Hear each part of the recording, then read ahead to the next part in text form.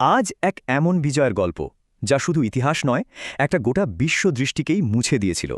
রোমের কাছে এটা ছিল একটা সাধারণ জয়, কিন্তু কেল্টিকদের জন্য তাদের অস্তিত্বের ওপর চরম আঘাত।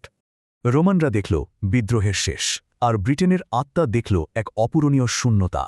ড্রুইডরা কিন্তু শুধু পুরোহিত ছিলেন না, তারা ছিলেন তাদের সমাজের জীবন্ত স্মৃতি, জীবন্ত লাইব্রেরি। তাদের সব জ্ঞান থাকত স্মৃতিতে, কারণ জ্ঞান লিখে রাখাটা তাদের কাছে ছিল এক অপবিত্র কাজ।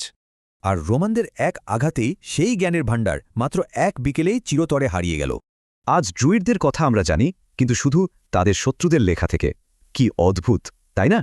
রোম ভেবেছিল তারা বিদ্রোহের মাথাটাই কেটে ফেলেছে, কিন্তু আসলে তারা রাগের বাঁধটাই ভেঙে দিয়েছিল। ড্রুইডরা না থাকায় ব্রিটিশদের জমে থাকা সব রাগ এক ভয়াবহ বিদ্রোহ হয়ে ফেটে পড়ল।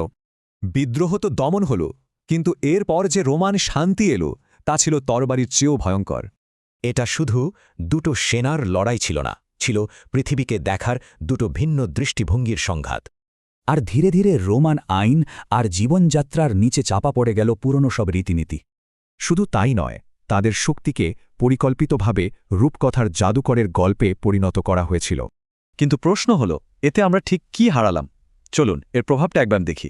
আমরা হারালাম পৃথিবীকে জীবন্ত ভাবার এক দৃষ্টিভঙ্গি, আর পেলাম প্রকৃতির ওপর আধিপত্যের রোমান ধারণা। আজকের আমাদের শহর, আমাদের আইন, সবকিছুতেই কিন্তু মোনার সেই দিনেরই ছায়া দেখা যায়। তবে সবটা মুছে যায়নি। কেল্টিক চেতনা আজও বেঁচে আছে কিছু ভাষা আর কিংবদন্তির মধ্যে।